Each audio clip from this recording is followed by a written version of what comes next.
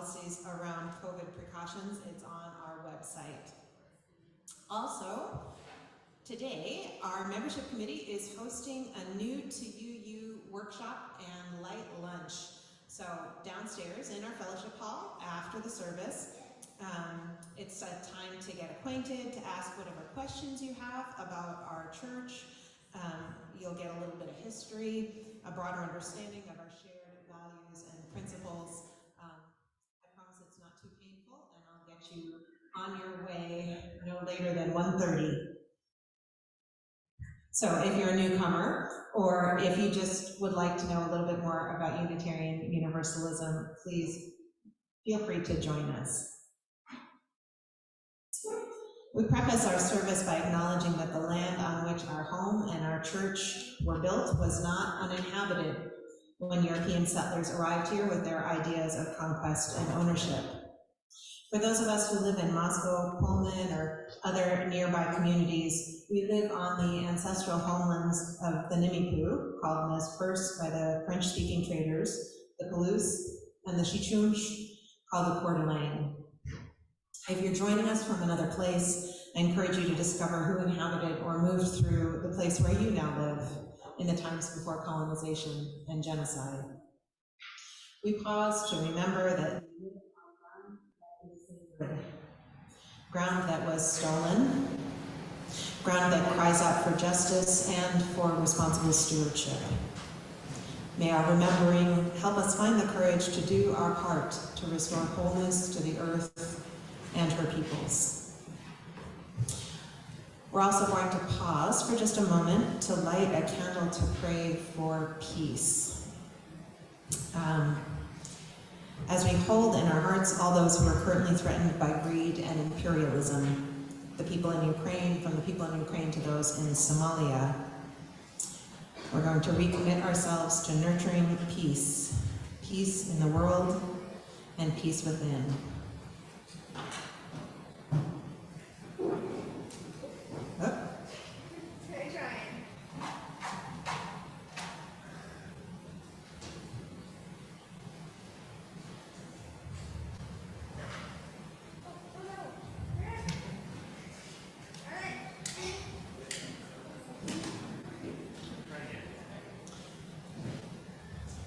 Peace takes a while, too.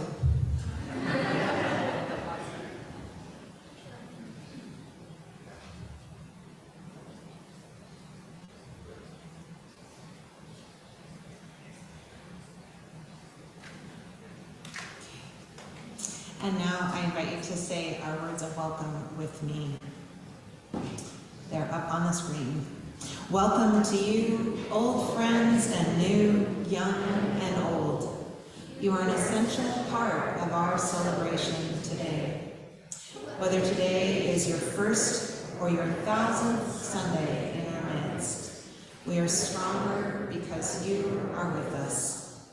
We are one people of many beliefs, identities, origins, sexualities, and genders. We are all growing, all learning, all loved. Body, heart, and spirit, just as you are welcome here. And now we're going to take just a moment to greet one another, acknowledging that we are one gathered community, whether we're in person here in the sanctuary or on Zoom.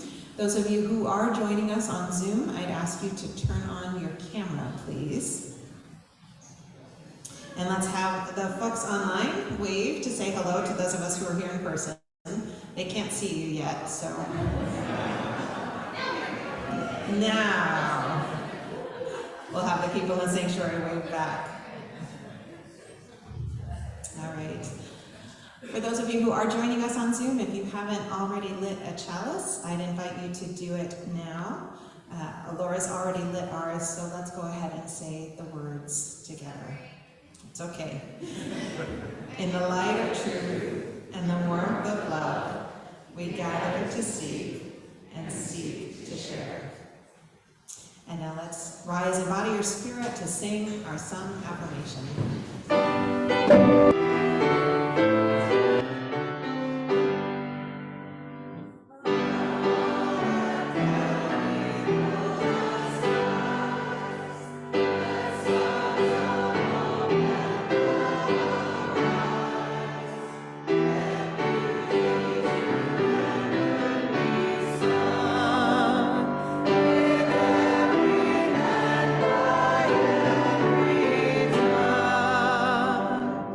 Please be seated.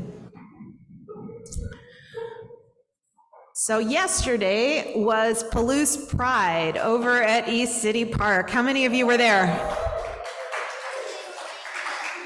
Wasn't it fabulous? It was really good this year. It's good every year.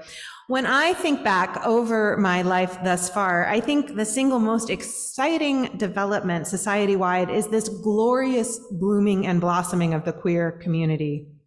The way we understand gender and sexuality has completely transformed, opening the opportunity for people to be fully, authentically, bravely, and proudly who they are. Now, I know we're not all the way there yet. As Rebecca Rod reminded me, it still takes a lot of courage to be out and loud and proud. The backlash against the queer community by extremists is real and sometimes violent, as the truckload of Proud Boys that were stopped on their way to Coeur d'Alene Pride demonstrated. And yet, there is so much joy and beauty in seeing people name and claim who they are in fullness. And we here at the Unitarian Universalist Church of the Palouse join in the celebration and recommit ourselves to the struggle to protect and advocate for the right of all people to be who they are and love whomever they will. Our opening words are A Protest and a Party by Hannah Roberts Villeneuve. People sometimes ask, is Pride a protest or a party? And the answer is, of course, yes. And why not? Why not rejoice as we resist, dance as we demand change, celebrate as we create community that delights in all of who we are? So bring all of that with you this morning. Bring your policy demands, bring your glitter, bring your Supreme Court broken heart, bring your rainbow socks. Bring the emptiness you feel for our siblings gone too soon. Bring your Gloria Estefan remix. Bring your tender hope for change. Bring your most garish eyeshadow. Bring your spirit, tattered and battered by a world that seems insistent on choosing fear and hate. Gather up all these things and bring them here to a place where we don't have to shoulder these burdens or celebrate these joys alone. Come, let us worship together. And let's begin by singing. So go ahead and rise. This is a two-part song. There's a higher part and there's a lower part, so you can follow Susan or you can follow Paul as you wish.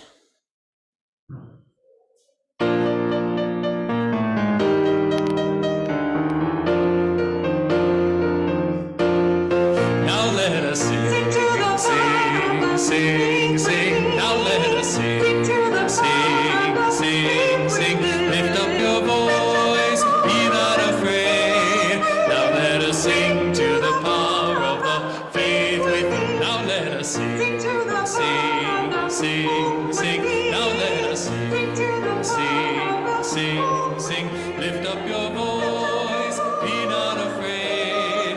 Now let us sing to the power of the hope within. Now let us sing,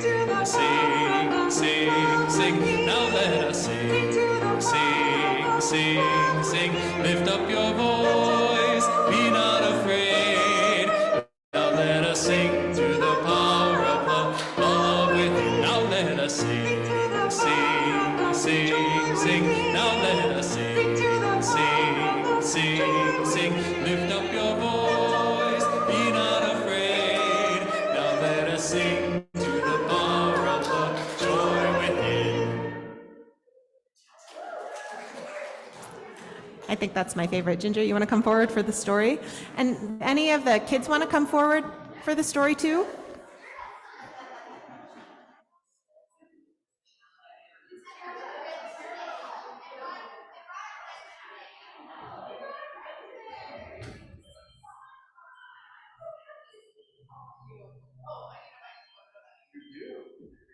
Do you want me to hold it for you, Ginger?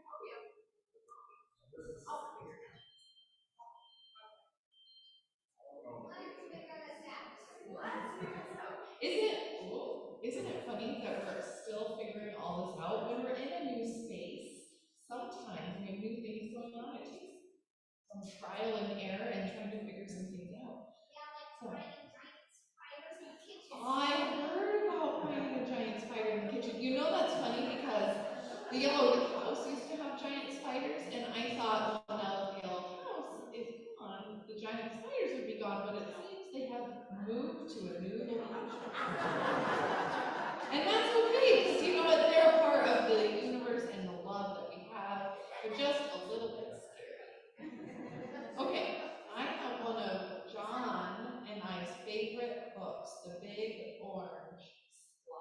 You just love it? What would your house look like if it could be anything? I'd probably just make it a movable house that could actually fly like a dragon. A movable house that would fly like a Wait, dragon. no, what I did is I built a dragon base that could actually fly, and then I'd secure my house on top of it so I could like ride the dragon. So I would make my house the whole world. you would make your house the whole world? When you went in, it was bigger. Yeah, like Somebody needs to get their daughter a copy of Howl's Moving Castle.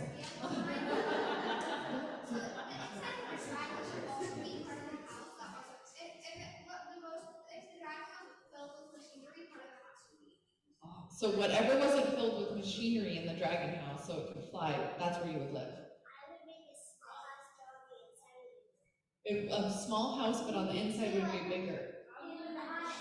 You would live in the ship? Yeah.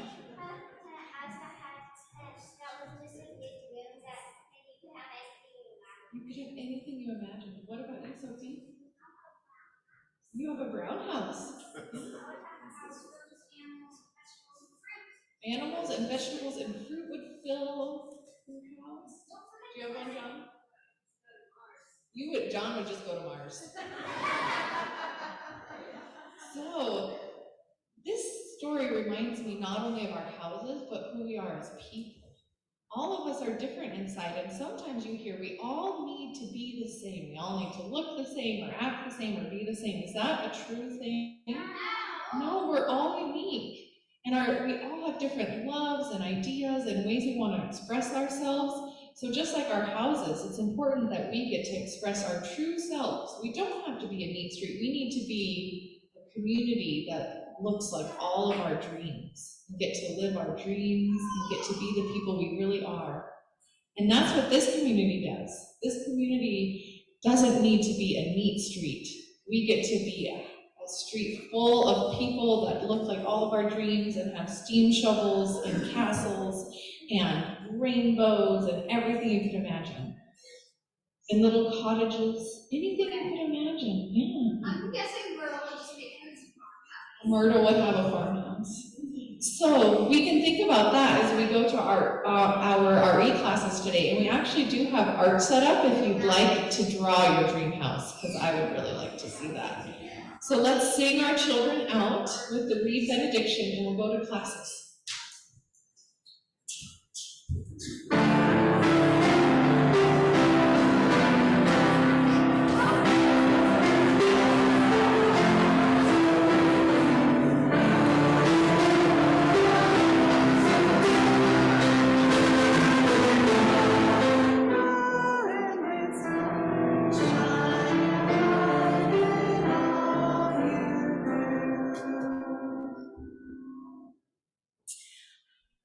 Now we're going to take a moment to engage in the practice of generosity together.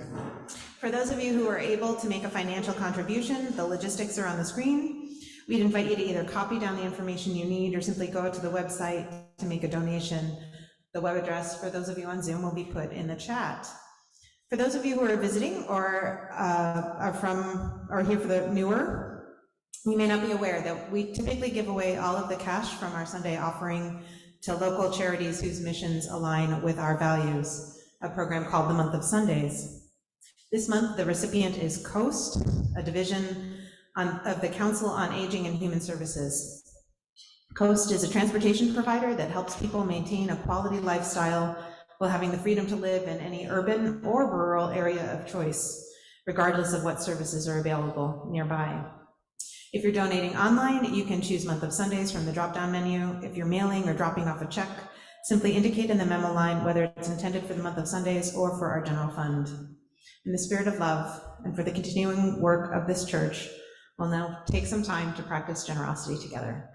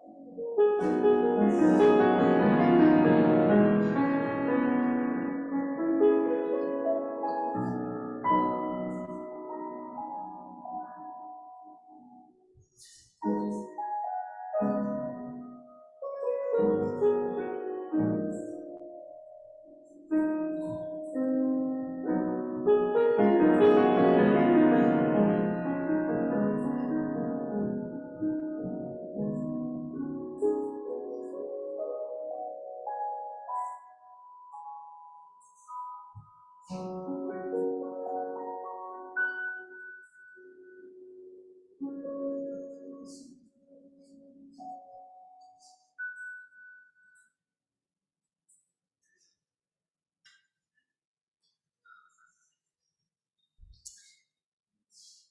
now is the time in our service where we lift up joys and sorrows from the lives of our members and friends. The sharing of joys and sorrows is a sacred ritual for our community. It's a time to briefly acknowledge truly significant life events. We've missed, over the pandemic, the opportunity to speak firsthand. So we're going to try adding this important live connection back into the service. So there will be an opportunity for you to come forward and share aloud. If that's not something you're comfortable with, you can submit a joy or a sorrow ahead of time, and we will continue to include it in the slideshow. We're going to continue with the practice of starting, and if you're joining us on Zoom and you have a joy or a sorrow, raise your hand or let us know in the chat, and we will highlight your video and unmute you and give you the opportunity to speak while we light the candle. So there's 3 options: send it in ahead, speak on Zoom, do it live in the room. We'll see how this goes. My guess is it won't be neat. So we are going to continue the practice, though, that we started in Zoom worship of keeping the sequence of sorrows and separate from those of joy. So we're going to start with the sorrows. So go ahead and get comfortable. Take a few deep breaths and check in with your heart. Sorrow comes into every life. Each of us suffers losses and setbacks.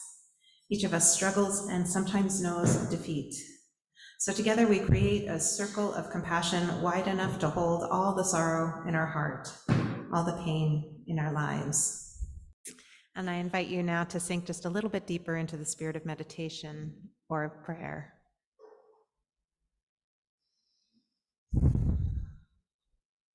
If you were to strip away all of the armor that surrounds yourself, if you were to expose the most tender and the most true you, if you were to let go of other people's expectations and opinions, if you were to stop judging yourself, stop caring whether somebody else is judging you,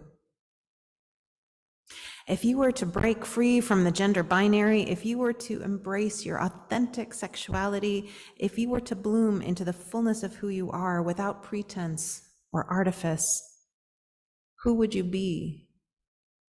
And how would that feel? Our world is not always safe. The closet exists for good reason, but in this moment, in this place, you are safe. You are accepted. You are loved. So breathe deep.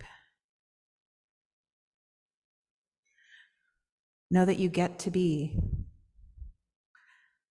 someone who looks like all your dreams. Know that you are exactly the person you are supposed to be. Know that you are precious beyond all words. Know that you, yes, you, are holy and whole, just as you are.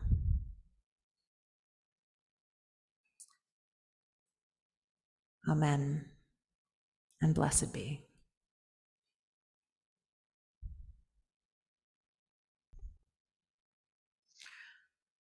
This morning's reading is Heaven Broken Open by Jamie Yandel. Last Friday night, 600 people from my religious faith watched an online drag show together. It was one of those moments when you realize something epic is happening.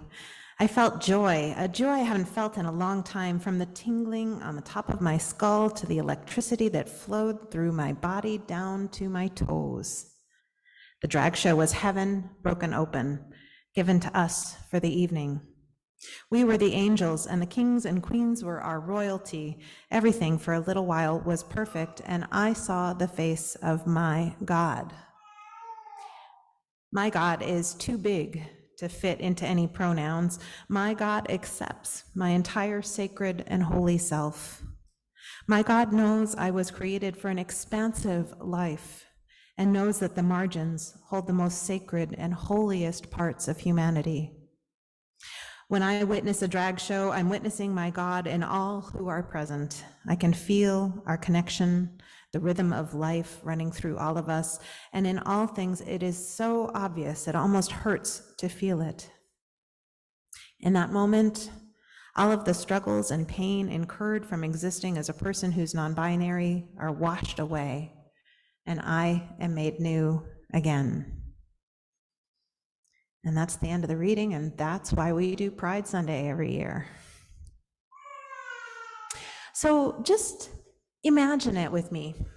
Imagine a world where every single human being is supported in being and becoming the person they are meant to be, the person they dream of being. Everyone is loved unconditionally and given the freedom to define themselves. There need to be some limits. Children need to be trained to feel empathy and to set and respect boundaries. But imagine if gender weren't limited to 2 boxes, neither of which, if we're being honest, is a completely comfortable fit for any of us. And imagine if all sexualities were embraced and affirmed, the focus on consent and care rather than on the details of who puts what where. This is the world we dream of, and it's a world I want to be a part of creating. It's not yet the world that we live in, but it is a world that is on its way. So I want to tell you a story about love and transformation. In 1967, just 55 years ago, the Unitarian Universalist Committee on Goals published as part of the results of its survey on beliefs and attitudes the following breakdown nationwide. 7.7% of Unitarian Universalists believed that homosexuality should be discouraged by law. 80.2% believed that it should be discouraged by education, not law. 12% that it should not be discouraged, and a tiny 0.1% that it should be encouraged. So as surprising as it may seem, homophobia was alive and well in Unitarian Universalist congregations 55 years ago. How many of you were alive in 1967?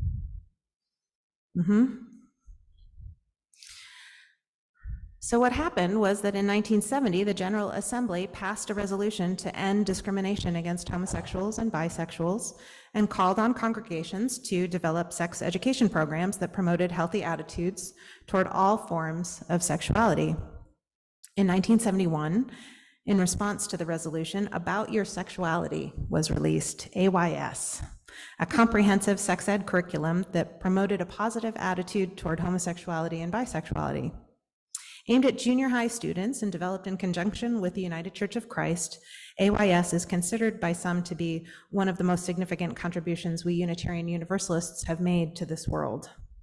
AYS and the adult curriculum, The Invisible Minority, bubbled along, shifting attitudes and opening hearts until they were updated, badly needed update, to become OWL, Our Whole Lives.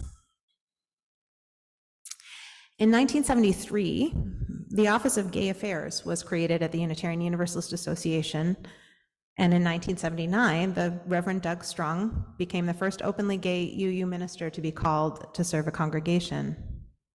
Throughout the 80s, many Unitarian Universalists worked tirelessly to facilitate the settlement of other gay ministers, to end discrimination against people with AIDS and HIV, and to pass a resolution affirming the practice of UUA clergy to offer ceremonies of union to gay and lesbian couples. The 90s brought us the Welcoming Congregation curriculum, which invited people in our communities to speak about their fears and their biases, and then to listen to stories of gays and lesbians looking for a place where they could simply be themselves. And this is the story of love and transformation, because one by one, our congregations did the work necessary to transform themselves into places that are open and affirming of gays and lesbians and bisexual people and all the colors of the rainbow. We began openly celebrating the unions of same-sex couples in 1979 and affirmed this practice formally in 1984. although if you look closely, there are stories of ministers officiating at same-sex marriages as early as the late 50s. I think we always knew what was right. Meanwhile, in 2003, Massachusetts was the first US state to legalize same-gender marriage without the decision being overturned. 7 of the 14 plaintiff couples that brought suit against the state of Massachusetts identified as Unitarian Universalist. And the UUA signed on to amicus briefs on the Supreme Court cases that led to the overturning of the defense against the Defense of Marriage Act. In 2004, Barb Grieve and Sean Dennison formed TRUST, T-R-U-U-S-T, Transgender Religious Professional UUs together. They have over 100 members now. The first resolution to affirm transgender individuals and identity was passed by the General Assembly in 2007. Sean was called as our first out trans minister in 2002. So person by person and heart by heart. And this is a process that I've watched because I was ordained in 2000. I've watched as feelings of discomfort or awkwardness or fear of the unknown were faced and spoken and melted away by actual relationships with actual human beings. And I've experienced that process myself. See, if we understand life as a journey towards self-discovery and self-definition, on each step of that journey, we face resistance, both internal and external. The internal resistance comes from fear of loss. What do I have to let go of if I choose to identify in this particular way? What am I risking if I go into the world as my true self? And the external resistance comes from people's expectations of normal. People want other people to be neat and tidy, but we are not. The discomfort we feel when faced with the glorious messiness of life is something to be breathed through and let go of. Normal is just a setting on the dryer.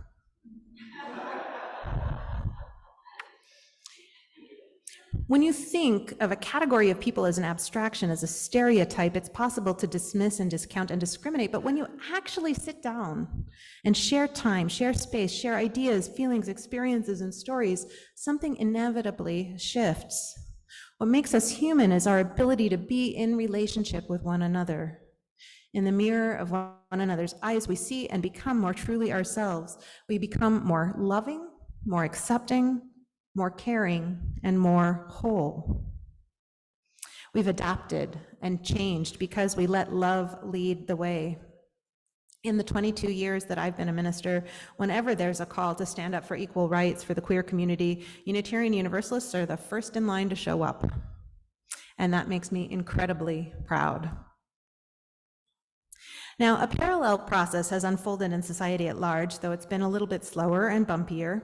One of the most interesting and hopeful bits of information I cling to is that when they do statistical analysis of homophobia, the single most important determining factor isn't race, class, socioeconomic status, or even religion or faith, but age.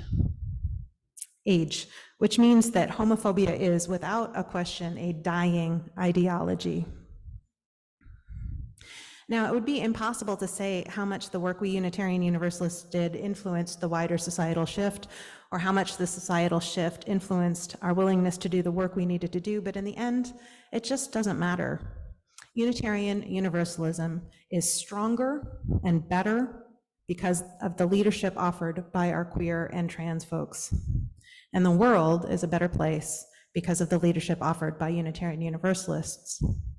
Because we know people don't fit into boxes. We aren't nice, neat streets.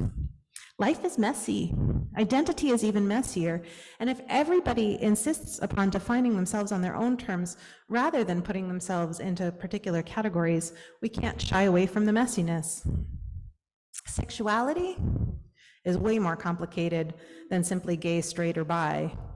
We all have our own preferences, likes and dislikes, attractions and turnoffs.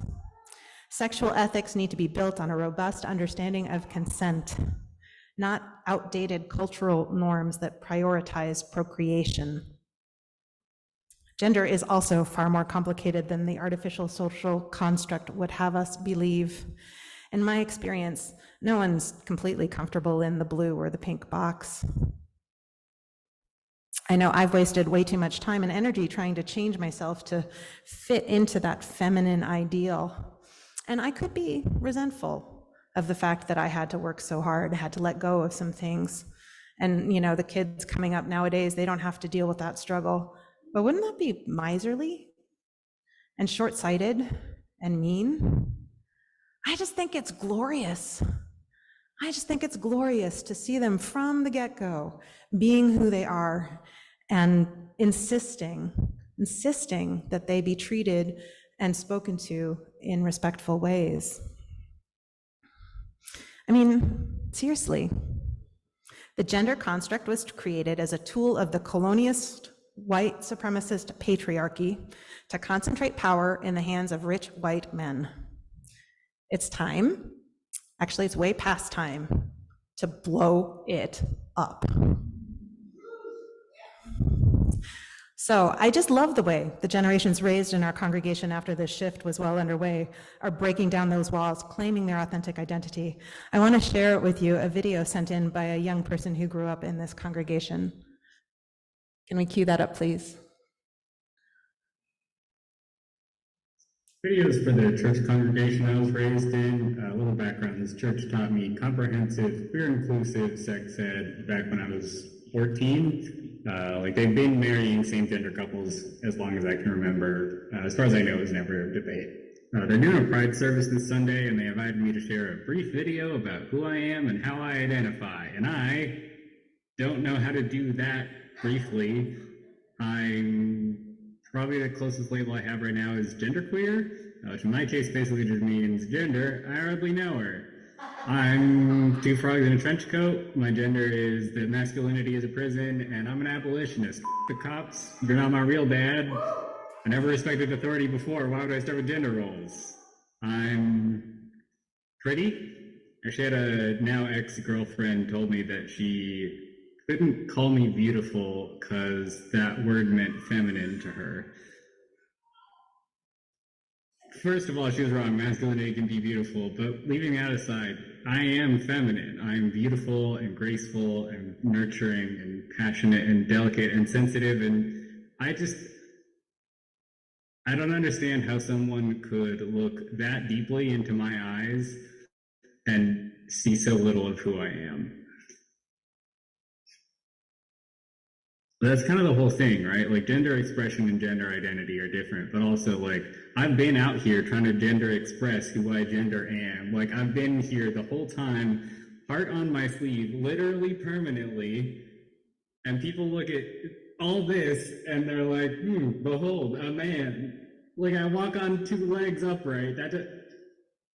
Like I'm pretty lucky. I don't experience dysphoria, so it doesn't exactly hurt me. It's just kind of sad. Like it's like if you invited your friend over for a Lord of the Rings marathon and you watch all 11 hours of the extended editions, and finally Frodo like casts the ring into the fires of Mordor, and your friend goes, "Wow, that guy really doesn't like his jewelry." Like years of painstaking creation went into the experience that you just had, and that's what you got out of it. Just a man. You're not wrong. It's just gender diverse people existing is an act of creation in a world that is hostile and destructive. And it doesn't take an art history degree to hold a sense of reverence for everything it took to bring us into the world as we are. Anyway, my name's Jasper and River, and I'm a masterpiece.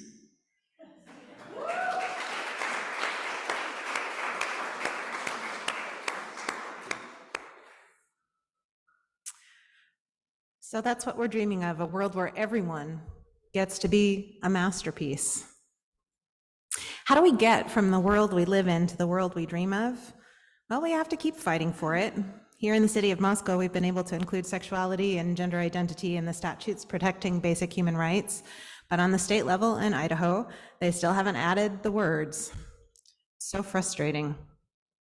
The extremists are also working on making gender-affirming care illegal, which is just evil. The data is not at all ambiguous. Gender-affirming care saves lives, The restrictions on access to reproductive health care, including but not limited to abortion, are just as evil and will also cost lives. And since when is it okay for our government to kill us? Those of us who live in Idaho need to mobilize and activate like our lives depend on it for the sake of those whose lives actually do. But all of us, regardless of which side of the border we live on, have a responsibility to defend and protect and stand in solidarity with the queer community whenever we can. We need to support one another in a process of self-discovery and self-definition. Everyone gets to choose their own pronouns. We're going to have little ribbons coming out soon. We just ordered them. I was hoping to have them in time for today's service, but I forgot. Life is messy. What can I say? So we're going to have little gender ribbons, and even if you identify as cisgender, please choose the appropriate ribbon because it just normalizes it across the board, right? Makes it easier and less stressful. So, we get to choose our own pronouns. We get to dress however we like. Everyone gets to paint their house or adorn their body however they want. We get to make ourselves look like our dreams. We get to make ourselves masterpieces. I think we especially need to encourage experimentation and play in our children and youth, teaching them that nothing is off limits except the things that hurt other people. And we should make sure that they and we understand that making people uncomfortable is not the same as hurting them.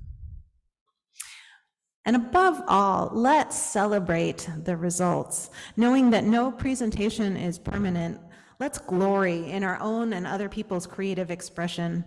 I'm not just going to accept you as you are. I'm going to tell you how cool and amazing and wonderful you are. Because normal, again, is only a setting on the dryer. And more than that, normal is really boring.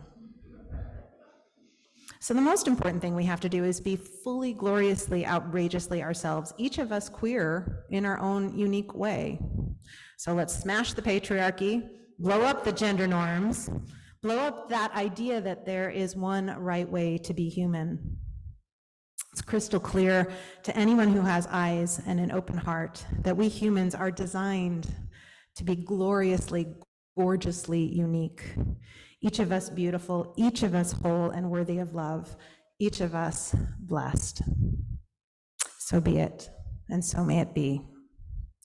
Let's sing together one last time, answering the call of love. The words will be on the screen, or you can find them in your green hymnal.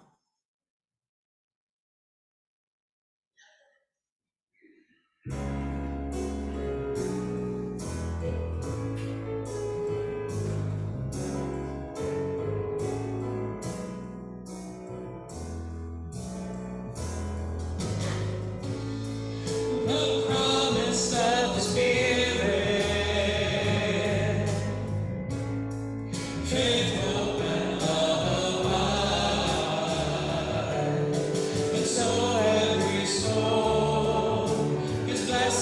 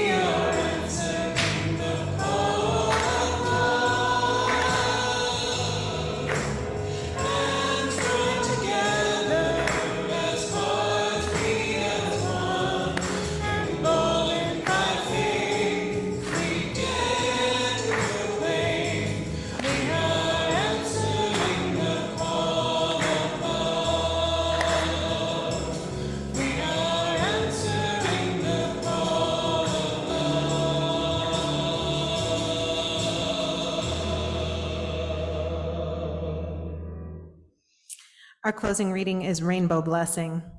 It's short, so you don't have to sit down if you don't want to. This is by my colleague Cricket Hall.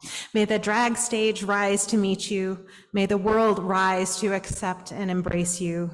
May the rainbow of love enfold you. May your fluidity never be hindered.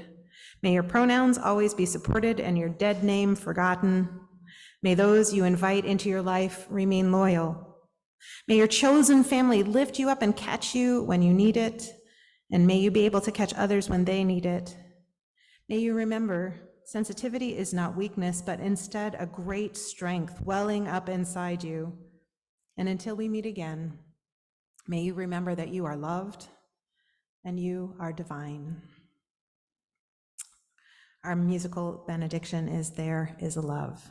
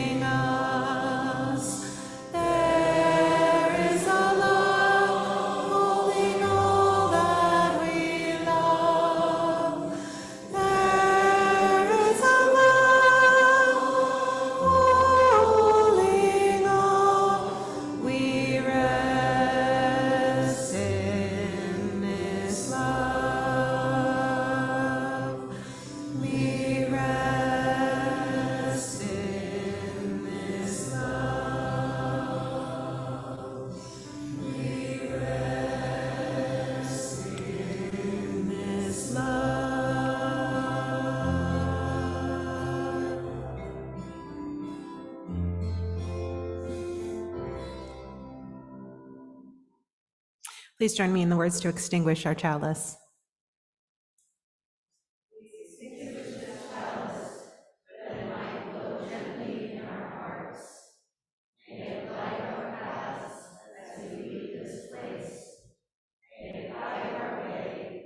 Until we are together again.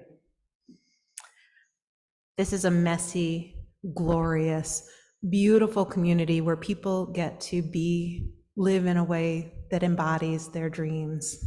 And it always, always will be. I love you. Go in peace.